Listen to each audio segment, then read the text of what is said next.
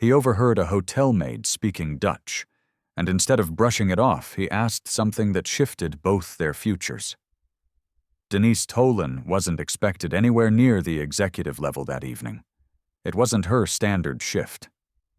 She typically cleaned lower levels, business clientele, brief visits, the kind who barely interacted unless something was broken or missing. But that evening, a colleague called out sick, so her manager requested she fill in temporarily, replenish supplies, tidy the lounge, nothing major. It was nearing 10:45 p.m. Most of the property had quieted. Denise moved methodically, not rushing, not dragging, just focused, straightening chairs, wiping surfaces, checking her internal to-do list. Her legs ached. She'd been on duty nearly 10 hours, with rent looming and her brother's tuition unpaid. She'd taken another shift yesterday as well. Still, she didn't grumble. Griping changed little. Action did. That was her mother's motto. A landline rang behind the concierge desk near the lounge, a crisp, old-fashioned tone. Denise scanned the space, no staff in sight. Likely a guest inquiring about towels or airport transport. She exhaled and picked up. "Executive Lounge, how may I assist?" she said evenly. The man answered swiftly, "Dutch." Something about pressing a blazer before a morning departure. Denise didn't pause. She shifted languages instantly, replying in fluent, native-level Dutch, not rehearsed phrases, but lived-in speech. "Gregel hit maten voru. No problem. I'll see to it immediately." She hung up, noted the suite, and mentally logged the task. Routine, except 20 feet away, someone had heard everything, every syllable, noticed the ease, the natural cadence, and that someone wasn't just any occupant. He was the one. The guest everyone knew not to disturb. The name spoken in hushed tones when he arrived.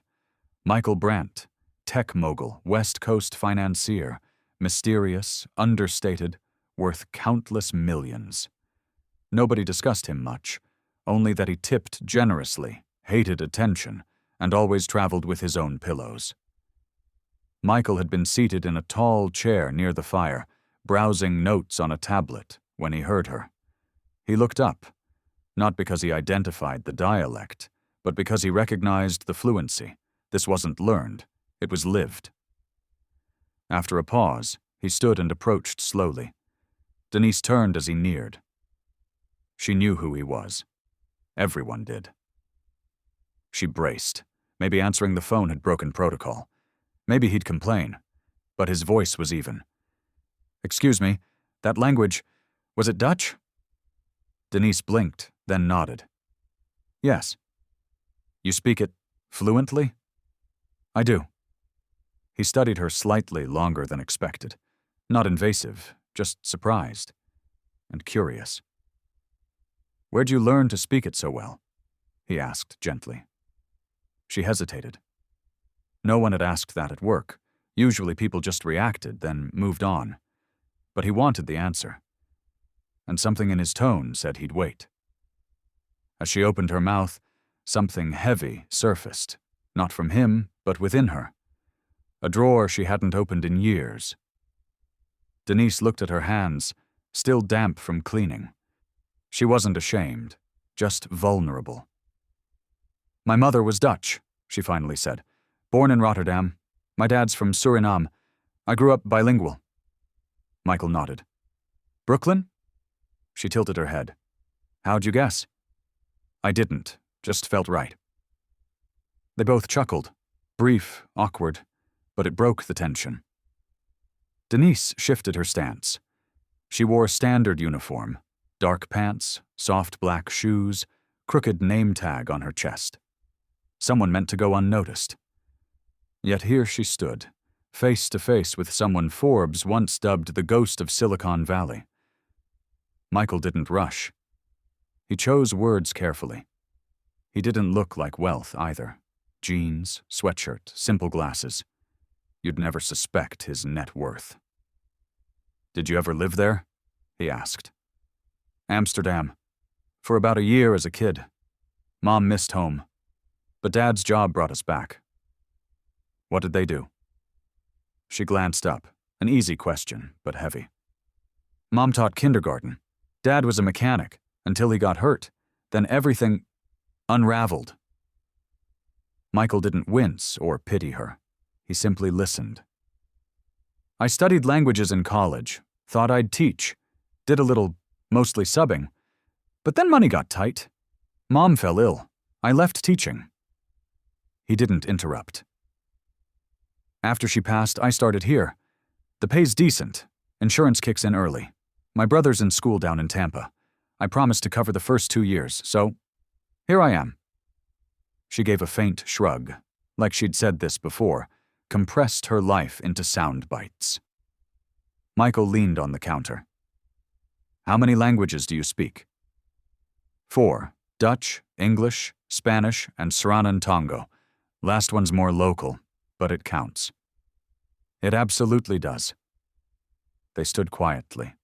Not awkward, just still. Felt self-conscious. She glanced down the hallway. Sorry, but Michael gently interrupted. Can I ask you something odd? She lifted a brow. Stranger than this? He grinned. Do you ever feel like life edited you out of your own narrative? Like you were meant for one path, but somewhere the story shifted and no one warned you? Denise didn't answer right away, because, yes, that was exactly it. Most days felt like she'd once been constructing something solid, and then life knocked it all over. But how do you explain that to someone who charters jets? I used to, she said slowly. Now I just try to write a new line daily, even if it's brief. Michael studied her like he'd heard polished speeches from founders, but hadn't witnessed that kind of sincerity in years. Before they could continue, the sharp tap of dress shoes echoed down the corridor. Denise instantly recognized the rhythm, didn't even need to turn. That crisp pace belonged to Brent Halverson, assistant manager, always impeccably dressed, always observant, even when pretending not to be. Denise subtly straightened her posture. Not nervous, just prepared. She'd once been cited for chatting too long with a visitor, even though he'd asked for directions. Ms. Tollin, Brent said, glancing from her badge to Michael's face. Everything in order here? Michael spoke before she could. Yes, he replied simply. She was assisting me. Brent's brows lifted, surprised. Helping you with what exactly? I had an inquiry. She answered clearly, professionally, in fact. Brent's expression barely shifted, but Denise recognized the subtext. Even when you're not doing anything wrong, you're wrong for existing in the wrong space too long. Brent turned back to her. You're assigned to floor 12 tonight, correct? Yes, sir, she responded smoothly. Just came up to take a call. Concierge wasn't present. Let's keep to our zones, he said with a stiff smile. Wouldn't want you overextended. Denise nodded once. Michael observed quietly as Brent walked off without another word. For a few seconds, they stood in silence, but the atmosphere had shifted. Sorry, Denise said. He doesn't like staff lingering on this level too long. Michael glanced after Brent. He doesn't like you lingering up here? Denise said nothing. No point debating that. Men like Brent always found an issue. Too polite, too relaxed, too confident, too visible. Instead, she stepped back from the desk. I should get moving. But Michael wasn't ready to let her go. You were a teacher? She paused. For a while, she nodded. Before responsibilities piled up. I don't normally do this, he began, but I'd like to talk again. Off duty. Maybe coffee? No pressure. She stared, a bit surprised. Not because he was asking her out. It didn't feel romantic. It felt like curiosity, like he actually wanted to know her beyond the job. Is this a habit? She teased. Approaching random women in hotels? No, he said plainly. Only the ones who speak Dutch better than I do. She laughed, genuinely. I get a 30-minute break at midnight. He nodded. I'll be here. When midnight arrived, she returned. The lounge was dimmer, calmer. Most guests had retreated to rooms. Michael sat by the window holding 2 coffees, one plain, one creamy. Pure guesswork. She took the one with cream. They sat wordlessly for a moment. Then she asked, "So, your story?" Michael leaned back. Born in Fresno, raised by my aunt, built a couple apps in high school, dropped out of college to chase something bigger, sold it, created another, sold that too. Now I invest in others' ideas while trying to figure out if I still have one of my own. Denise lifted an eyebrow. And how's that going? Unsteady, he admitted. Ever reach a point where all the milestones feel like layovers instead of destinations? She smiled. Every day. He watched her closely, like her thoughts mattered more than any pitch deck or developer update. There was something grounded about her, like she'd already lived 100 lives inside small, unglamorous spaces. Why stay here? He asked. This position. She answered without pause. It's real work. It pays. It doesn't pretend to be something it's not. She paused, then added, and after years of cleaning up other people's chaos, you start to realize you're actually good at something, even if no one says it. Michael tapped his mug gently. I noticed. They were just beginning to find a rhythm, 2 very different people having an honest conversation, when her radio crackled sharply. Housekeeping, room 1226, urgent spill, immediate attention. Denise rose quickly, instincts kicking in. She clipped the device to her belt, gave Michael an apologetic smile. Duty calls, she said with a half grin.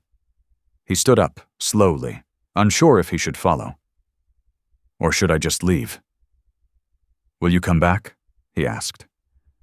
Depends how much wine soaked that carpet, she replied, already headed for the elevator. Michael stayed, watching the direction she disappeared into like it held more clarity than his balance sheets ever did. Room 1226 wasn't nearly as disastrous as she feared. A fallen champagne bucket, half-melted ice inching toward the rug, and a tipsy couple already fast asleep. Door left ajar by mistake. Denise handled it efficiently, calmly, the way she always did. But her thoughts weren't in that room. They were upstairs, still seated near a window beside a man who asked odd questions and actually listened to the answers. When she returned, it was nearly 12:40. She didn't expect him to still be there. Most wouldn't have waited. But Michael had. Same spot, coffee cold, gaze steady. She approached, arms crossed. You waited. You said you'd be back. She smiled and sat down again, more relaxed this time. Want to hear something ridiculous? He asked, eyes on the skyline. Sure. As a kid, I thought rich people were just born smarter. That wealth came from brilliance. He paused. But after my first million, I realized it was mostly timing, luck, and knowing how to speak the loudest in the right rooms. Denise nodded. Checks out. He turned toward her. But you speak 4 languages, work double shifts, support your brother, and can hold a better conversation than half the execs I've hired. He stopped, not because he didn't know what else to say, but because finishing the thought out loud felt wrong. And yet, he continued, you're the one cleaning up after people who barely notice you. Denise leaned back. I used to get angry about that, at the guests, at myself, every night. She paused. Then I realized it's less about where you are, more about who you are while you're there. Michael was quiet, staring like he couldn't decide whether he respected her or envied her. Then he asked, if you could do anything, no financial barriers, what would it be? She blinked. Haven't heard that question in years. Well, I'm asking now. She exhaled slowly. I'd open a language center, something small, community-focused, a place where kids and adults could learn for free, or close to it. Not just Spanish or French, but the ones disappearing. Creole, Wolof, Tagalog, Igbo, Saranan. I'd hire immigrants to teach, pay them properly, give them purpose again. Because language isn't just communication, it's memory. Lose your tongue, and you lose your story. Michael watched her like she'd just pitched his next venture before he had the chance to invent it. Ever try to make it real? She chuckled. Try getting funding for that when your zip code has a letter at the end. Most days I'm just trying to keep the lights on. He leaned closer. What if someone believed in you? She narrowed her eyes. What does that mean? I've funded Stranger Things. She studied him for a long moment, not with awe, with caution. You don't know me. I know more than you think. You don't know if I can run something like that, or if I have a plan, credentials, staff. I know you've got a vision, and grit. That's a better foundation than half the pitches I've heard. She tilted her head, unsure whether to feel insulted or seen. So, are you offering me a check? I'm offering a conversation, one that doesn't end at a hallway door. But just as she opened her mouth to answer, her radio buzzed again, not with a room number, but her name. Tolan, report to the office. Supervisor request. And just like that, reality cut in. Denise didn't hurry. She walked to the office with the pace of someone who already knew the outcome. Only 40 minutes left in her shift. Whatever this was, it could have waited. But they wanted her to feel it. She knocked once, then entered. Brent sat behind the desk, glasses off, rubbing his temples like a man torn between a headache and a budget issue. Maybe both. You asked for me? She said. He nodded, didn't offer a seat. Got a complaint. Said you were engaging a guest for too long during work hours. Her brows rose. A complaint? He tapped his pen.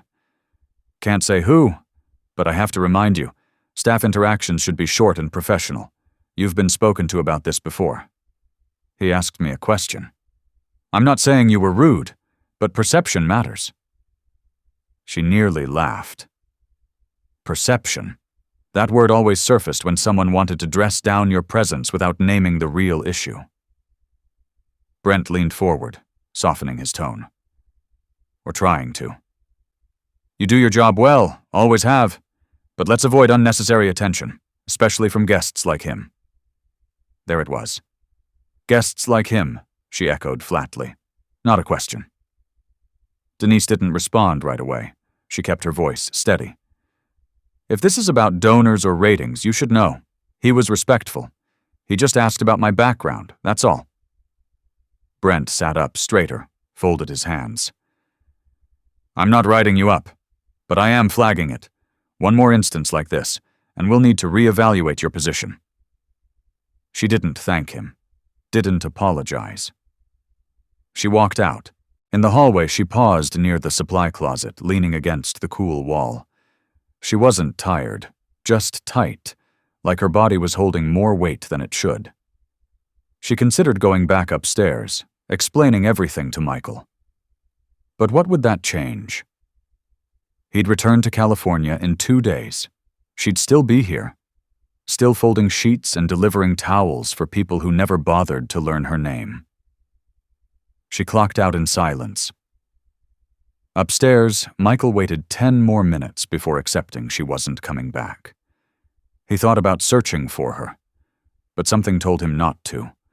Not because she didn't matter, but because chasing her down might only push her further away, make it harder for her to trust his intentions. He gathered his tablet and left the lounge slowly, unsure if he'd ever see her again. What neither of them knew, not yet, was that the next morning would change everything. And not just for Denise. Morning arrived like it always did. Early, gray, and too fast. Denise entered the break room, still groggy, not even scheduled until 3 p.m. But at 7:15 a.m., she'd gotten a message from a junior staffer. "You might want to see this. It's about you." The room was nearly empty, just Tamika from the front desk, sipping stale hotel coffee and scrolling her phone. Denise walked in, raising an eyebrow. Tamika didn't speak. She simply turned her phone and showed her the screen. A LinkedIn post from Michael Brandt. His profile photo sat in the corner. Below it, a picture of an empty hotel hallway. The caption read, "Last night, I met a woman who reminded me that intelligence and grit don't always come in suits or carry business cards. She speaks 4 languages. She cleans rooms. She supports her brother's college dreams. She reminded me that talent is everywhere, but opportunity isn't. We need to ask better questions before making assumptions." 13,000 likes, hundreds of comments. Tamika glanced up. "Girl, that's you." Denise sank into a chair, trying to process it. She hadn't told him her full name. She hadn't shared her role. He hadn't taken her photo. He'd kept her anonymous, protected. But somehow it still felt like the whole world was staring. Another coworker passed the doorway, already whispering. That quiet hallway talk from the night before was no longer quiet. Denise buried her face in her hands. Tamika leaned closer. "People are saying he's looking for you. Wants to sponsor something. A program, maybe." Denise lifted her head. "Where'd you hear that?" He replied to someone in the comments, said something about funding community-based language education. He's serious. Denise stood up, heart pounding now. None of this was supposed to happen. She had worked so hard to be invisible, to show up, do her job, keep her head down. And now? Now everyone was looking. She left the break room and found a quiet corner near the housekeeping carts. Tried to think. He meant well. She was sure of that. But she hadn't asked for this, hadn't agreed to be a story, a headline, a viral moment. She didn't know whether to feel proud or exposed. And yet, a small voice inside her, the one she'd ignored for years, whispered, "Maybe this is it. Maybe this is what Mom meant when she said, 'Opportunity doesn't knock.' It waits until you're too tired to answer, and still knocks anyway." She pulled out her phone. No messages. But there was a saved number, the hotel's VIP desk. She stared at it for a full minute, then tapped call. Michael picked up on the second ring. "Denise?" His voice was careful, hopeful. "You posted about me," she said, skipping pleasantries. "I didn't use your name. I know, but people are connecting the dots. I wasn't trying to make a scene. I couldn't stop thinking about what you said, about the center, the languages. It stuck with me." She went quiet. "Then what are you trying to do?" "I want to help. No strings. I already called someone I trust. An education consultant in San Diego. We could build a blueprint, see what it would take. If you're still interested." She exhaled slowly. "And if I say no?" "Then I thank you for the conversation and wish you peace. Nothing changes." She paused. Her whole life, people had told her what not to do, what she shouldn't even try. Now, someone was asking her to try. The one thing she'd never dared to believe might actually happen. "Okay," Denise said softly. "Let's talk." But just before she could end the call, her supervisor's voice rang out from the hallway. "Tolan, in my office, now." Another decision. She hung up without saying goodbye, her palms damp, legs suddenly heavy. Still, she walked to the office, not rushing, not dragging, just steady. Brent was already standing when she arrived, arms crossed like a principal waiting to hand out detention. He didn't ask her to sit. You've seen the post, I assume, he said, voice flat. I have. You're aware it's drawn attention. Is that a problem? Brent didn't answer right away. He looked at her like he was trying to decide whether she was a rising star or a walking liability. We've had calls, he said finally. 2 news outlets, a podcast, someone from a foundation asking about you. Denise didn't blink. And? Brent shifted, cleared his throat.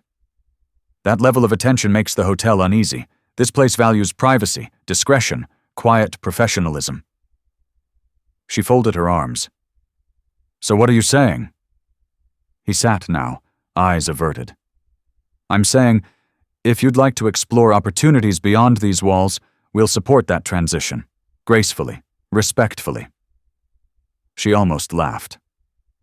That's your polished way of saying, leave now, before we make you. I'm trying to protect your reputation. No, she said evenly. You're trying to protect yours. Brent stood again, his voice tightening. Let's not make this emotional. I'm not, she said. That's the problem. Silence. He had no script for this part. Denise moved to the door. I gave everything to this place, took every extra shift, showed up when others didn't, cleaned things no one should have to, never once complained. She opened the door, looked back once more. What scares you is people finally seeing what you never even tried to. Then she walked out. Upstairs, she didn't hesitate. She called Michael. I'm out, she said. Wait, out like, you quit? A pause. Yeah. You okay? Strangely, yeah. You sure? I've never been more sure of anything. He was quiet for a beat. I booked a space, in Indiana. Small non-profit hub. Cheap rent, flexible terms. We can fly out next week, start fresh, build it from the ground up. She blinked. Wait, you already booked something? I didn't want to show up empty-handed. She smiled, leaning against the elevator wall, mind racing but chest lighter than it had been in years. And what's your role in this, exactly? I fund it. You run it. She paused, then nodded to herself.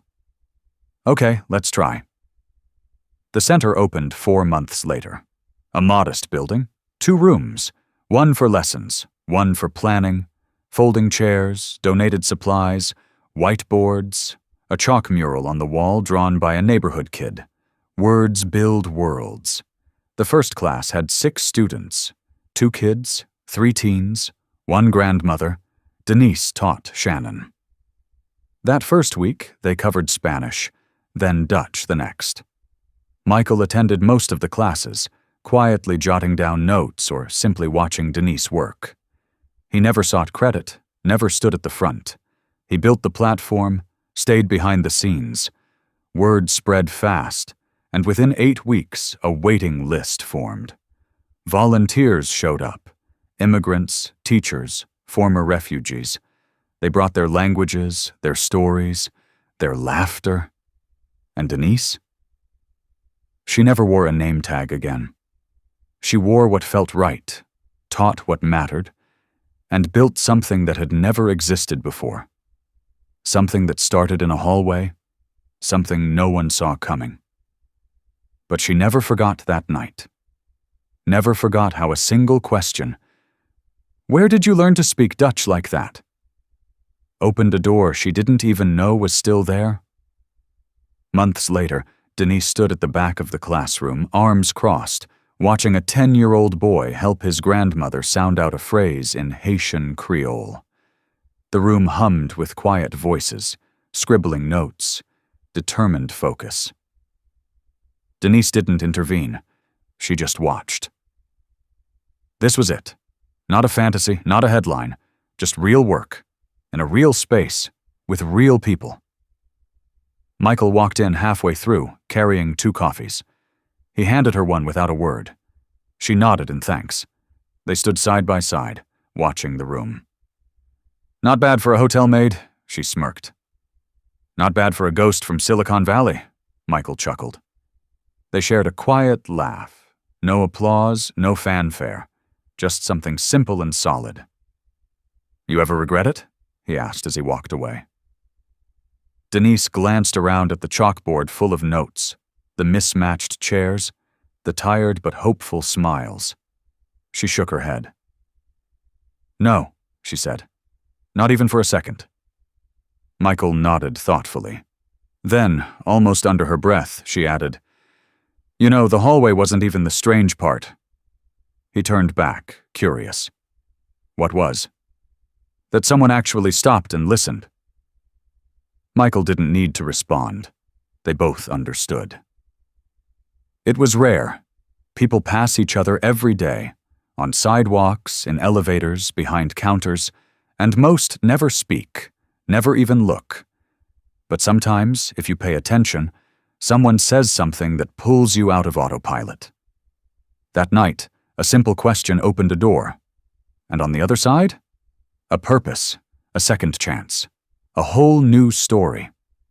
So, the next time someone surprises you with a language, a story, or just a different kind of presence, stop. Ask. Really listen.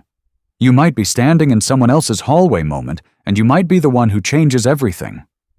Sometimes, the most powerful thing you can give someone is simply the space to be seen.